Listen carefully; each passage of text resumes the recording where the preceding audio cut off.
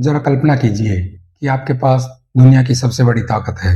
आप जो चाहें वो कर सकते हैं, लेकिन उसी वक्त आपकी निजी जिंदगी में तबाही मची हुई है। आपके अपने लोग आपको धोखा दे रहे हैं। आपके देश में एक भयानक महामारी फैली हुई है। सीमा पर युद्ध चल रहा है और आपके 8 बच्चे एक एक करके आपकी आंखों के सामने दम तोड़ रहे हैं। ऐसी स्थिति में एक आम इंसान का दिमाग पूरी तरह टूट जाएगा। वो गुस्से, नफरत और डिप्रेशन से भर जाएगा। लेकिन आज से लगभग 2000 साल पहले रोम के सबसे शक्तिशाली सम्राट मार्कस ऑरेलियस ने ऐसा नहीं होने दिया।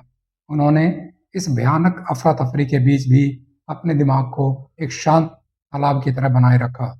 रात को अपने तंबू में युद्ध के मैदान के बीच वो अपने लिए कुछ डायरी के पन्ने लिखते थे, जो आज दुनिया की सबसे महान किताब मानी जाती है, मेडिटेशंस।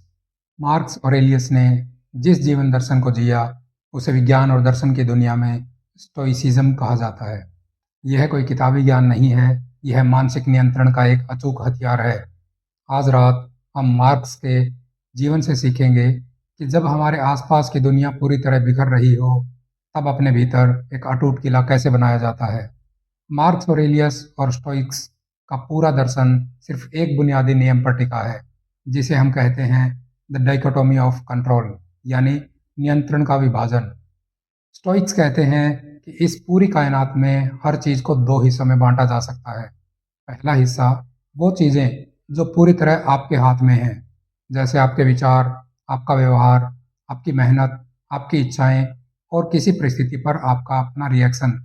दूसरा हिस्सा वो चीजें जो किसी भी तरह आपके हाथ में नहीं है, जैसे मौसम, अर्थव्यवस्था, दूसरों के विचार, दूसरों का बर्ताव, बीमारियां, भूतकाल और आने वाला भविष्य। मार्क्स ऑरेलियस अपनी डायरी में लिखते हैं, you have power over your mind, not outside events. Realise this and you will find strength. आपका नियंत्रण आपके दिमाग पर है, बाहरी घटनाओं पर नहीं। इस सच को जान लो और तुम्हें असली ताकत मिल जाएगी।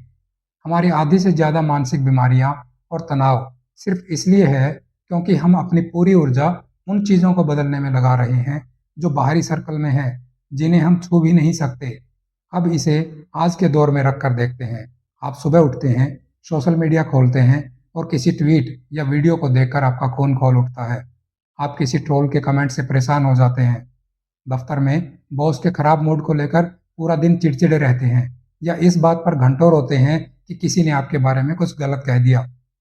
स्टोइसिज्म हमें सिखाता है कि किसी दूसरे इंसान का आपके बारे में सोचना या इंटरनेट पर चल रहा कोई भी विवाद पूरी तरह से आपके बाहरी सर्कल का हिस्सा है। वो आपके वश में नहीं है। लेकिन उस विवाद को देखकर अपना दिन खराब करना और नफरत से भर जाना, यह आपके आंतरिक सर्कल में है। यह पूरी तरह आपकी चॉइस है। जब आप किसी बाहरी चीज के कारण दुखी या गुस्से में होते हैं, तो असल में आप उस बाहरी घटना या उस इंसान को अपने दिमाग का रिमोट कंट्रोल सौंप देते हैं। आप खुद अपनी गुलामी स्वीकार कर लेते हैं। स्टोइक बनने का मतलब यह नहीं है कि आप पत्थर बन जाएं या भावनाहीन हो जाएं। इसका सीधा मतलब यह है कि आप अपनी कीमती ऊर्जा को फालतू चीजों पर जाया करना बंद कर दें। मार्क्स ऑरेलियस की इस ताकत को रोजमर्रा की जिंदगी में उतारने के लिए हमें दो प्रैक्टिकल टूल्स को समझना होगा। पहला टूल है आमोर फैटी। इसका मतलब है लव ऑफ फेट, परिस्थितियों से प्यार करना। जब भी कुछ ऐसा हो जो आपकी योजना के मुताबिक न हो, जैसे कोई ट्रेन मिस हो जाए या कोई बड़ा नुकसान हो जाए, तो चिल्लाने के बजाय मुस्कुराकर कहिए, ठीक है, जो हुआ मैं उसे नहीं बदल सकता, अब यहाँ से आगे क्या करना है। जो बीत गया उसे गले लगाना सीखिए।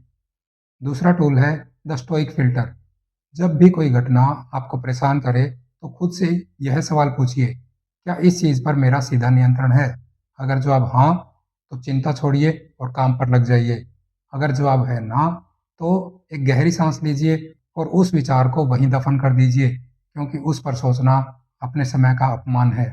रोम का वो महान सम्राट जिसके एक इशारे पर लाखों तलवारें खिंच जाती थी, उसने अपनी डायरी में लिखा था कि इंसान की असली जीत किसी साम्राज्य को जीतने में नहीं है, बल्कि खुद के मन को जीतने में है। बाहर चाहे कितना भी बड़ा तूफान क्यों ना हो, आपके भीतर का किला हमेशा सुरक्षित रहना चाहिए। उसकी चाबी किसी और को मत दीजिए।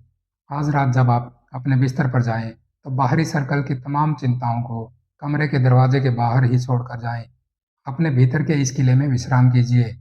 आज रात के लिए इतना ही। आराम से सोइए। Good night. Thank you.